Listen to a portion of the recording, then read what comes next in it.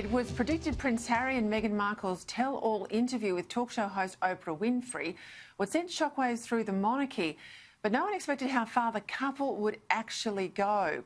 From claims of racism to Archie's title and even their treatment within the royal family, no topic was off limits. For more on this, I'm joined now from London by royal expert and editor of Britain's Daily Mirror, Russell Myers.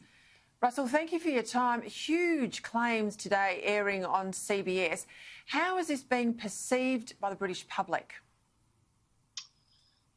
Well, good morning. I think that most of the British public are going to wake up this morning and be absolutely staggered with the headlines, frankly. It was 2 hours of absolutely bombshell material by Harry and Meghan. Oprah Winfrey did not disappoint. She did ask the tough questions, I think, but she let them speak. And Harry and Meghan essentially spent 2 hours running roughshod over the royal family. They accused a member of the royal family, a senior member, of racism. Apparently, one of the members of the family said to Harry, questioned how dark the colour of his baby's skin would be. An absolutely extraordinary allegation. As Meghan Markle spoke about her own mental health battles, she said that she contemplated suicide when she was 5 months pregnant and gone to palace staff and members of the family for help, said that she needed to be hospitalised and that there was no help available to her. I think that this will be very, very worrying for the palace indeed. We've had no reaction from them yet this morning. I imagine they will have to react. The allegations are so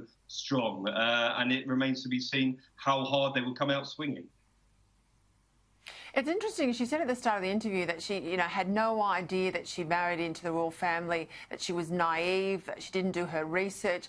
I mean, this is a woman who was in her 30s. She had been married before. She's got a degree in international relations. She hasn't been under a rock in the United States before she went to London. I mean, this beggars belief, Russell.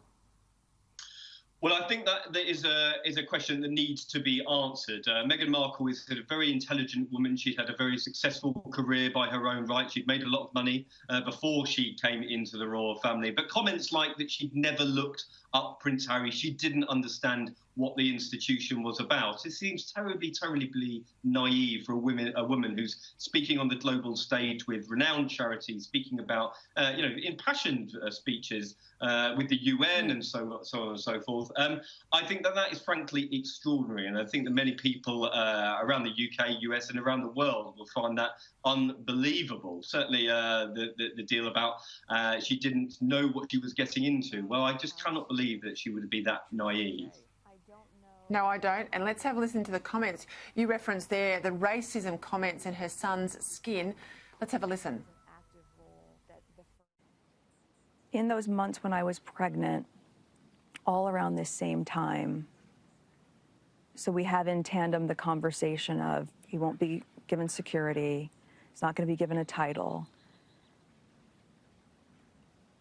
and also concerns and conversations about how dark his skin might be when he's born. What? And who is having that conversation with you? What?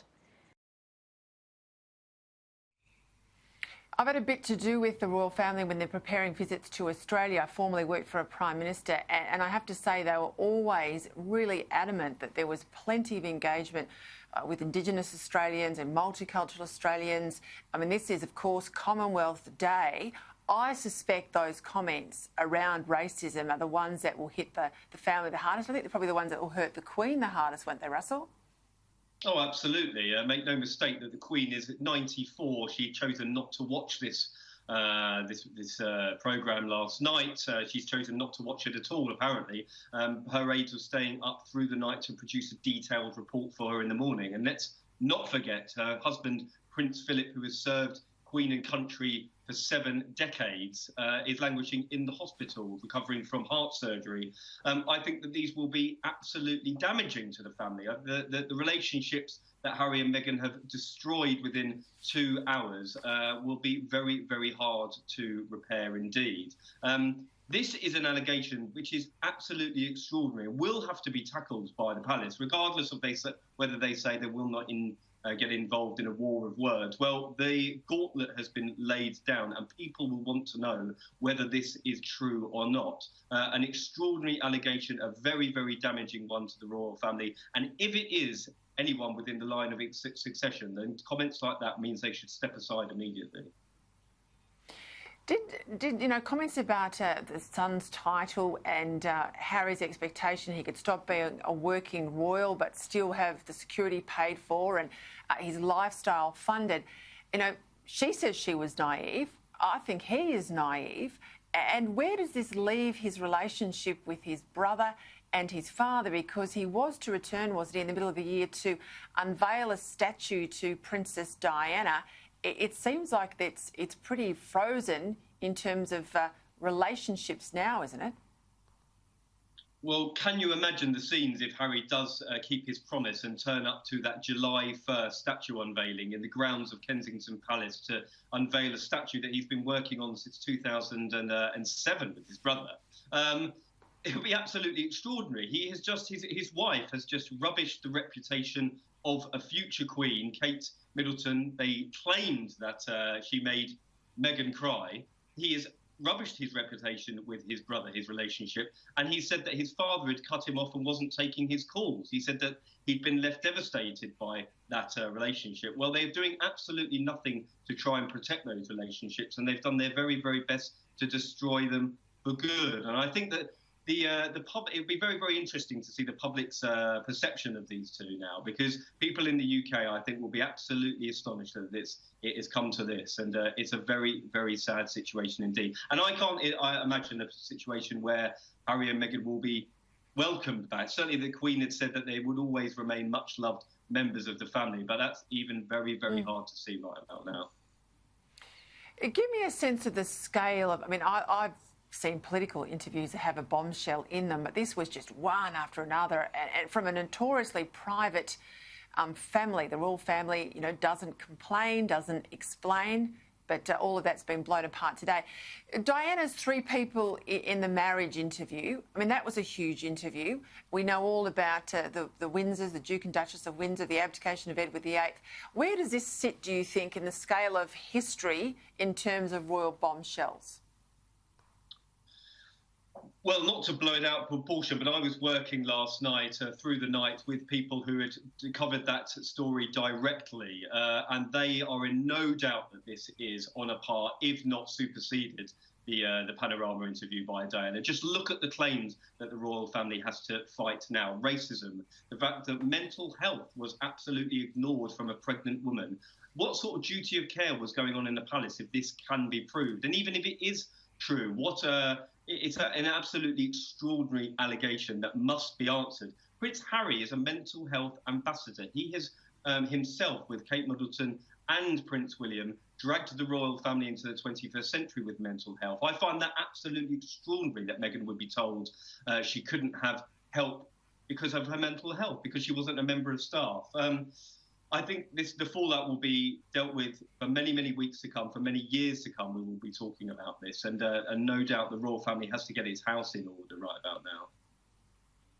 How much was this about cracking the brand in the United States and it gets square, even though the pecking order of the royal family was always going to have Harry continually move down the precedence list, particularly after William married and had his own children? This was inevitable. How much of this is a get square and a US push into, $1 million contracts that we've seen them pick up? Well, Harry and Meghan have made no bounds about making a lot of money in the last few months. They've signed deals with Netflix worth 100 million, Spotify another 30 million pounds, and they're living in a huge, huge mansion and seem to have a very, very comfortable life. And here they are talking about how life was almost unbearable, intolerable for them on the backdrop of a global pandemic with 1 million people dead. Many, many more people have lost their jobs and are suffering under this pandemic, and they're sitting in this mansion complaining about their own lives. I think that their brand will be absolutely destroyed after this. I can't see who will want to work with them if this is their tactic of betraying trust and trying to work through problems. I mean, why would you want to get into business with these two if that's the way they deal with things? The royal family will be absolutely devastated with this. I know personally that Prince Charles and Prince William tried to bring them closer, tried to get these things to be sorted in-house. These things never end up well. Just look at the history that befalls the royal family, and certainly Harry and Meghan didn't take any of that advice, and I think that they will be regretting this for many, many years to come. Well, I think the sympathies of most Australians are with the Queen tonight, and not with those in the United States, those two in California. Keep calm and carry on. Thank you, Russell Myers. Thank you very much. Royal editor there at the Daily Mirror. I might tell you too, there were not very many questions to Meghan Markle about how she treated her own family from Oprah Winfrey. If you watch it tonight, focus on that. They were the missing tough questions that were not asked.